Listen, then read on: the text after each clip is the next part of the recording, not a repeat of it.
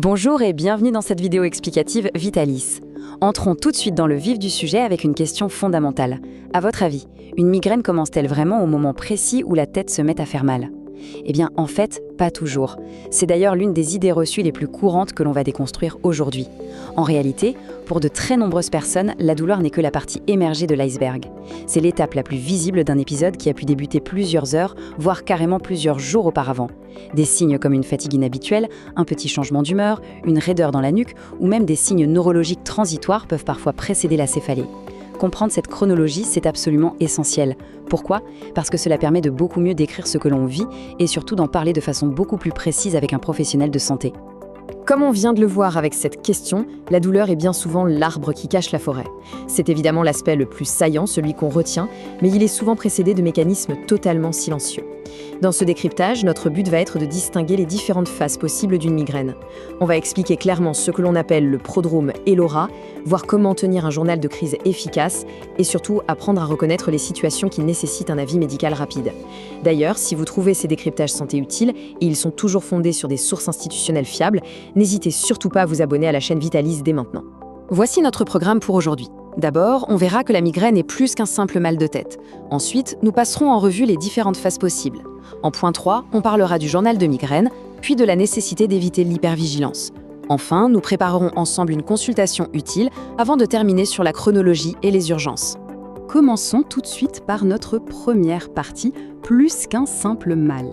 Prenons un peu de recul pour bien comprendre l'ampleur et la nature vraiment complexe de ce trouble qui, avouons-le, est encore bien trop souvent minimisé. Imaginez un peu, 40%. Ce chiffre est particulièrement frappant. Selon l'Organisation mondiale de la santé, en 2021, les troubles de type céphalée ont concerné environ 40% de la population mondiale. Mais attention à bien interpréter cette donnée, ce chiffre regroupe plusieurs formes de céphalée, de maux de tête. Ça ne veut donc pas dire que 40% de la population souffre spécifiquement de la migraine. Cela dit, ça nous donne une idée très claire de l'immense impact de ces troubles à l'échelle mondiale. On parle là d'un véritable enjeu de santé publique. Ce qui est absolument crucial de comprendre ici, c'est que la migraine, c'est avant tout un trouble neurologique récurrent. Ça ne se résume pas du tout à une douleur ordinaire qu'on ferait passer en un claquement de doigts. Une crise peut associer un mal de tête intense à des nausées, une sensibilité accrue à la lumière, au bruit et même parfois à des signes neurologiques transitoires. Et le plus fascinant, ou le plus déroutant, c'est que son expression varie énormément d'une personne à l'autre. Elle peut même changer chez une même personne d'une crise à la suivante. Cette grande variabilité explique pourquoi deux personnes migraineuses peuvent vous raconter des expériences qui n'ont presque rien à voir. Certaines vont identifier plusieurs étapes successives bien nettes, pendant que d'autres sentiront presque exclusivement la douleur. Bref, il n'y a pas de scénario unique que toutes les crises suivraient à la lettre. Passons maintenant à notre deuxième point, les phases possibles. Entrons dans le vif de l'anatomie d'une crise et découvrons ces fameuses étapes qui peuvent la composer. Cette frise chronologique illustre parfaitement les 4 phases possibles que l'on décrit de façon classique. On a le prodrome, puis l'aura chez certaines personnes, ensuite la phase douloureuse et pour finir, la récupération. Alors, gardez bien à l'esprit que toutes ces phases ne surviennent pas systématiquement à chaque crise et qu'elles peuvent même parfois se chevaucher. Encore une fois, ce n'est pas un parcours figé, mais plutôt un éventail de possibilités. Alors, qu'est-ce que le prodrome ? Eh bien, cela correspond aux tout premiers signes qui peuvent apparaître avant même que la douleur ne s'installe. Le NHS, le système de santé britannique, indique que certains de ces symptômes peuvent commencer jusqu'à 2 jours avant le fameux mal de tête. Parmi les signes souvent rapportés, on trouve une fatigue marquée, des changements d'humeur, de fortes envies alimentaires, une soif inhabituelle, une raideur dans la nuque, des bâillements à répétition ou même le besoin d'uriner plus souvent. Mais attention, c'est très important. Pris de manière isolée, ces signes sont très peu spécifiques. Ils peuvent tout à fait avoir des dizaines d'autres explications tout à fait banales dans votre vie quotidienne. Leur simple présence ne veut pas dire qu'une migraine va automatiquement vous frapper. L'idée, c'est plutôt d'observer si chez vous, un même schéma personnel a tendance à se répéter. L'aura, quant à elle, c'est une phase neurologique transitoire qui ne touche qu'une partie des personnes concernées par la migraine.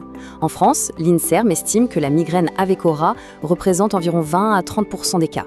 Pas la majorité donc. Les manifestations les plus connues de cette phase sont visuelles. Vous pouvez voir des points lumineux, des lignes en zigzag, avoir une zone de vision complètement brouillée ou une partie de votre champ visuel momentanément altérée.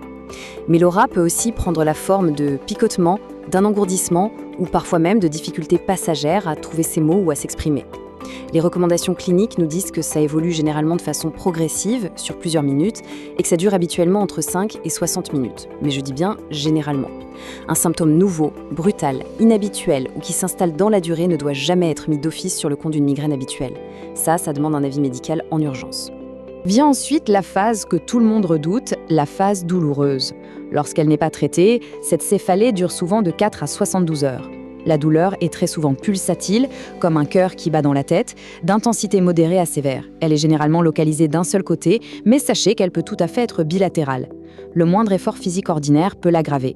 Et une fois cette tempête passée, on entre dans la phase de récupération.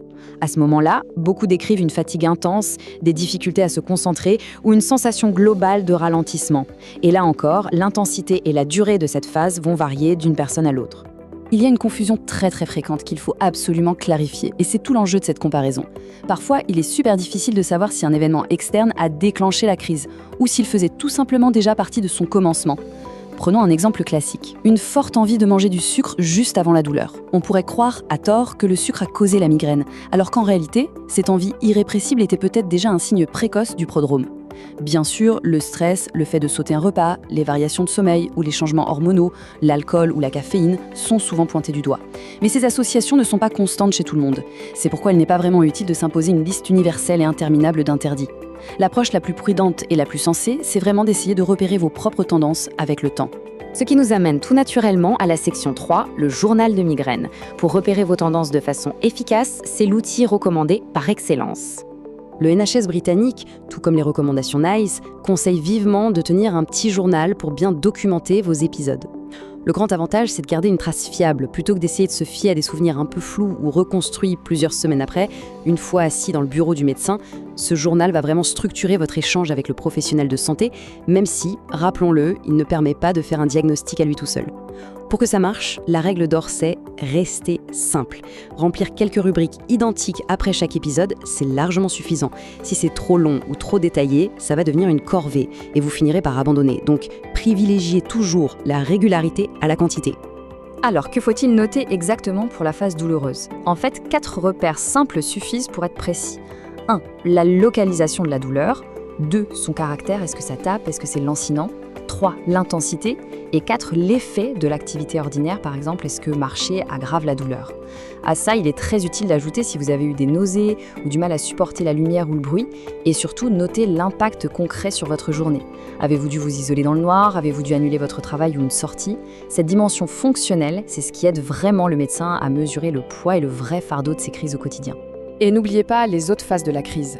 Si vous repérez un prodrome, essayez de noter à quelle heure environ il a commencé et quel était ce signe inhabituel. Par exemple, avez-vous remarqué que votre nuque était raide juste avant vos 3 dernières crises ? Si vous avez une aura qui a déjà été évaluée par un médecin, décrivez sa progression et combien de temps elle a duré. Est-ce que ce trouble visuel a commencé tout petit avant de s'étendre ? Et enfin, laissez toujours une petite ligne pour la phase de récupération.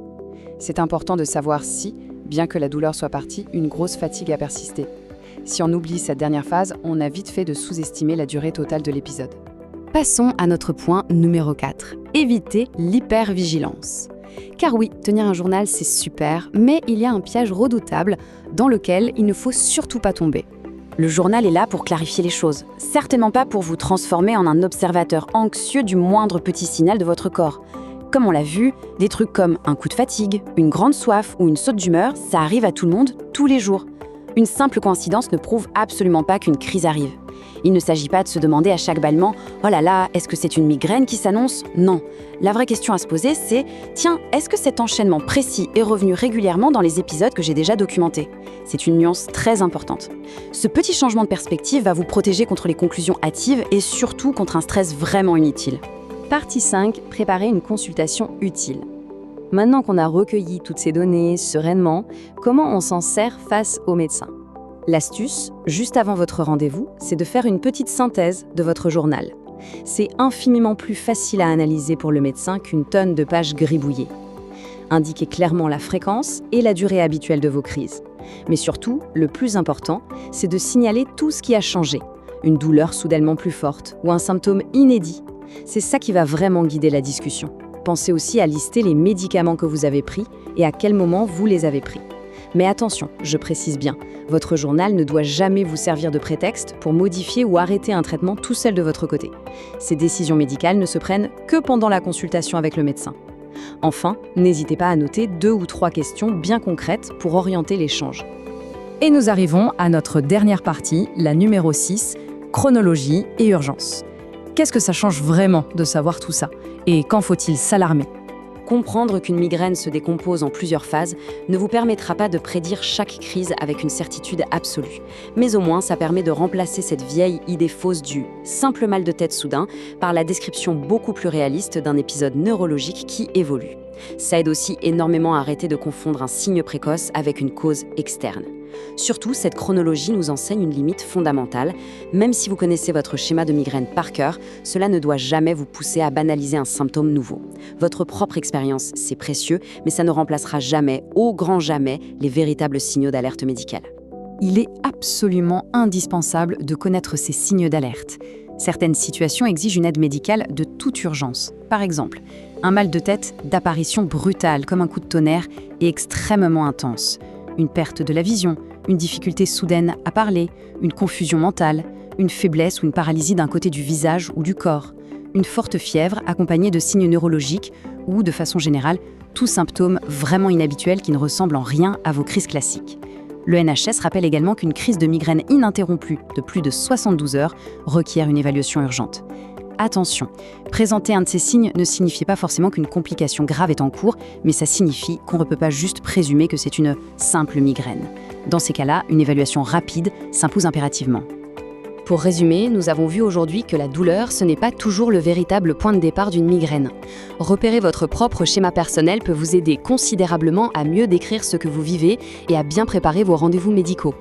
Et vous, de votre côté, avez-vous déjà remarqué un signe particulier qui revient régulièrement juste avant la douleur?